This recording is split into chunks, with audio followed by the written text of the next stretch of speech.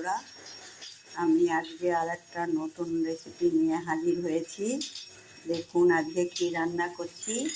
আজকে আমি করছি এই যে মাশরুম আর হচ্ছে আলু। মাশরুম দিয়ে আলু দিয়ে কারি করব। তার জন্য দেখুন মাশরুমগুলোকে আমি কেটে নিয়েছি, কেটে দুটো বেশি ছোটো করিনি, একটু বড় বড় সাইজেরই রেখেছি, তাহলে মুখে পড়বে। তার সাথে এটাকে ভেজে নিয়েছি সামান্য একটু নুন দিয়ে আর একটু হলুদ দিয়ে। আর এই আলুগুলোকেও কেটে ভেজে নিয়েছি। আমি এটাকে এখন রান্না করছি। দেখুন পেঁয়াজটাকে আমি সরষের তেলে ভেজে নিয়েছি। এখানে দুটো পেঁয়াজ আছে। আমি বেশি মশলা দিয়ে করব না, খুব সাধারণভাবেই করব। এটা হচ্ছে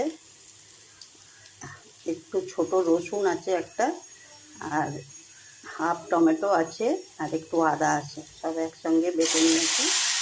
এতে দিয়ে দিলাম হাফ চামচ হলুদ গুঁড়ো, 1 চামচ লঙ্কার গুঁড়ো, এটাও আমি দিয়ে দিলাম।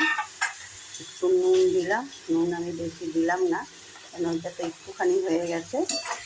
এটা এখন এই মশলাটাকে কষাবো, কষিয়ে তারপর ওই মশলাগুলো দিয়ে একসঙ্গে কষাবো। আর এই মাশরুমটা দেখছেন, এই মাশরুমটা আমি এই থালার এক থালা হয়েছিল কাটার পরে, এটা ভাজার পরে এতটুকু হয়ে গেছে। কেটেছিলাম যখন এক থালা হয়েছিল। দেখুন আমার মশলাটা কষানো হয়ে গেছে, এই মশলার কাঁচা গন্ধ চলে গেছে। এর মধ্যে আমি এখন এগুলো সব দিয়ে দেবো, দিয়ে তারপর আর একটু কষাবো। তারপর সামান্য অল্প একটু জল দেবো। এগুলো খেতে কিন্তু খুব ব্যাপক লাগে। এটা মাংসতেও ফুল করিয়ে দেয়, মাংসের থেকেও খেতে ভালো লাগে।